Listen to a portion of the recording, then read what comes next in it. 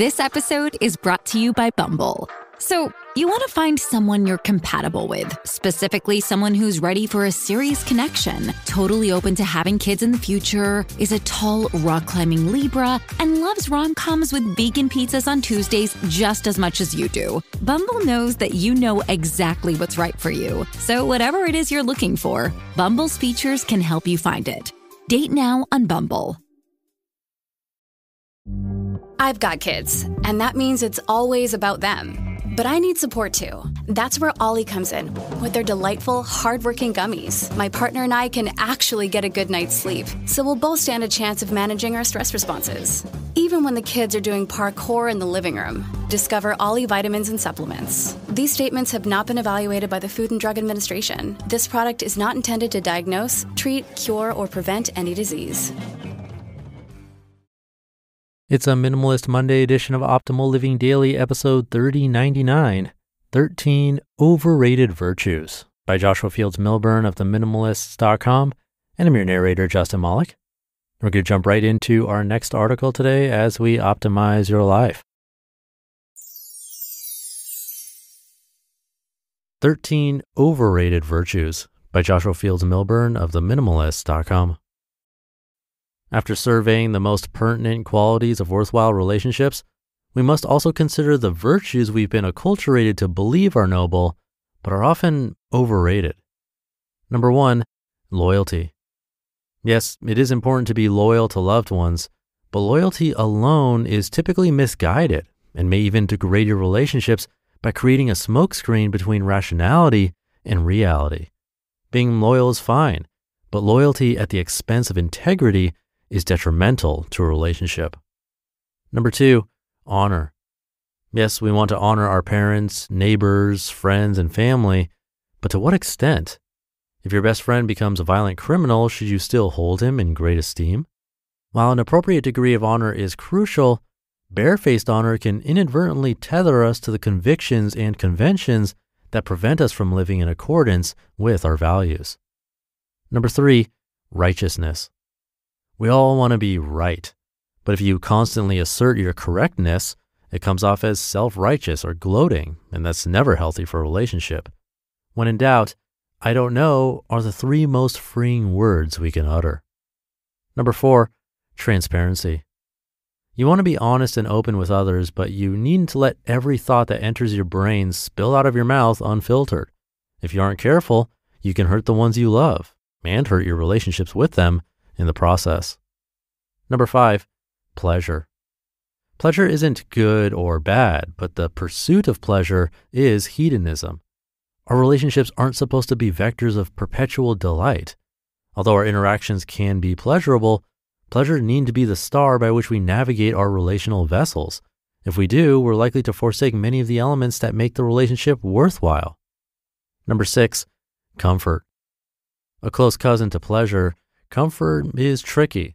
The Stoic philosopher Musonius Rufus argued that someone who tries to avoid all discomfort is less likely to be comfortable than someone who periodically embraces discomfort. Thus, if we seek discomfort, we have the ability to expand our comfort zone. Number 7, lust. We all have impulses, but we often confuse our desires and passion with lust. And when lust takes over, we lose all our senses. Today, more than ever, our lust extends well beyond sexual desire. We are consumed by a craving for cars and clothes and camera equipment, and for some odd reason, a large swath of our puritanical culture has agreed that yearning for stuff is an acceptable alternative to sexual longing. But both desires, when not pursued with intention, lead to obvious deleterious consequences. Number 8, agreeability. Most of us wish to be in harmony with the people we love.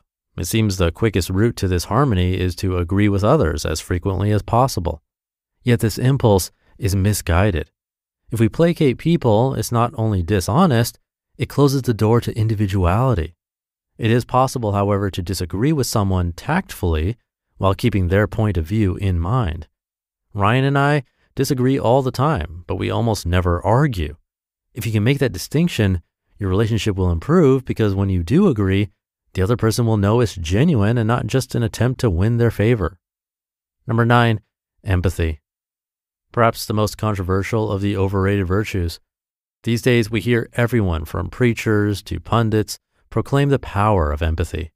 But most of these people are actually talking about compassion, not empathy. If that's the case, I have no argument. Compassion, that is concern for the misfortunes of others, is useful and we could use more of it. Empathy, however, that is the ability to feel the suffering of others, is not a desirable outcome. The Yale researcher and philosopher Paul Bloom makes this point in his book, Against Empathy, The Case for Rational Compassion. Quote, "We often think of our capacity to experience the suffering of others as the ultimate source of goodness. Nothing could be further from the truth," end quote. Bloom goes on to say that empathy is, quote, "one of the leading motivators of inequality and immorality in society. Far from helping us to improve the lives of others, empathy is a capricious and irrational emotion that appeals to our narrow prejudices. It muddles our judgment and, ironically, often leads to cruelty," end quote. According to Bloom, quote, "We are at our best when we are smart enough not to rely on it, but to draw instead upon a more distanced compassion," end quote. Number 10, negativity. This one might be confusing at first. How is negativity an overrated virtue? Does anyone actually think negativity is a good thing? If we were to measure popular opinion, almost everyone would recognize negativity as being bad. Why then do we constantly bicker, complain, and gossip? Because it's a perceived shortcut.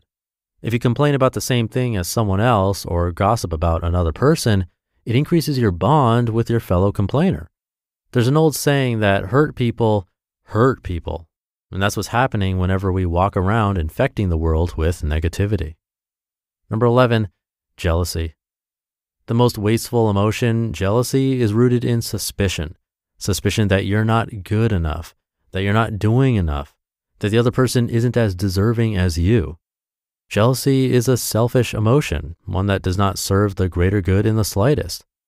The antidote to jealousy is a little-known virtue called compersion, the feeling of joy one has while experiencing another person's joy, such as witnessing a toddler smile and feeling joy in response.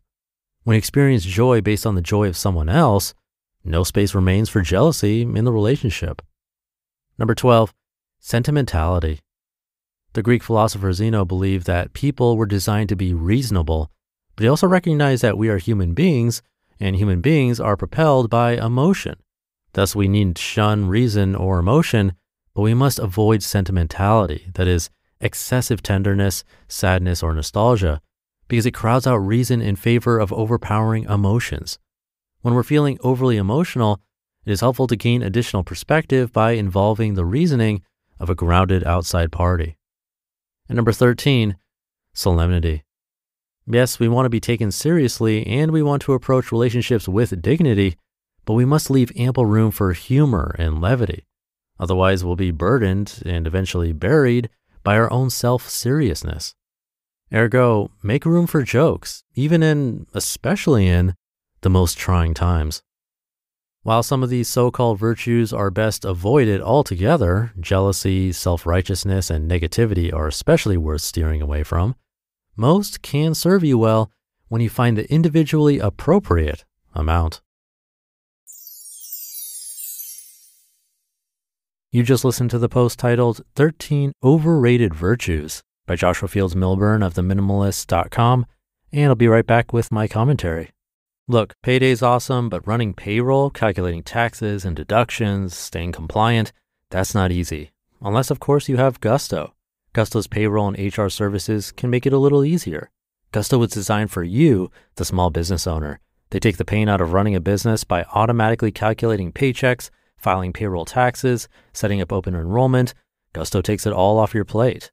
But that's not all. Time tracking, health insurance, 401k, onboarding, commuter benefits, offer letters, access to HR experts, you get the idea. With Gusto, you can focus on the joy of running your business just like you always wanted to. It's what we use here. It's super easy to set up and get started.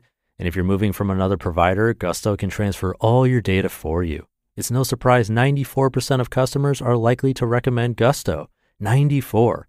Here's the best part. Because you're a listener, you get 3 months totally free. All you have to do is go to gusto.com/old Again, that's gusto.com/OLD. I'm telling you, you're going to love Gusto. Get started today. Does Monday at the office feel like a storm? Not with Microsoft Copilot. That feeling when Copilot gets everyone up to speed instantly? It's sunny again. When Copilot simplifies complex data so your teams can act, that sun's shining on a beach.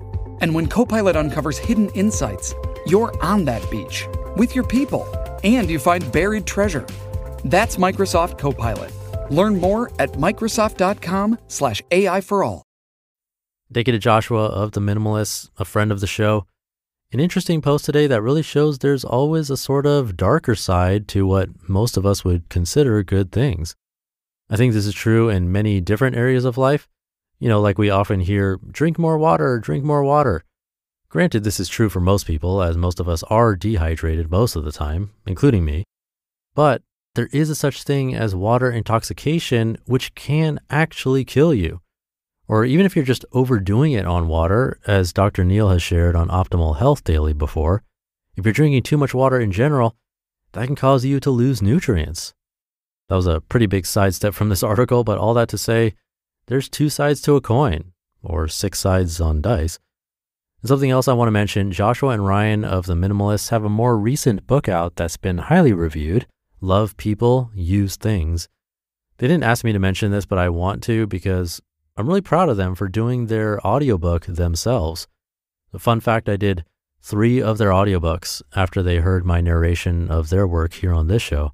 Joshua said that the way I speak is really close to how he would say things, and that'd be perfect fit to be their narrator for their audiobooks.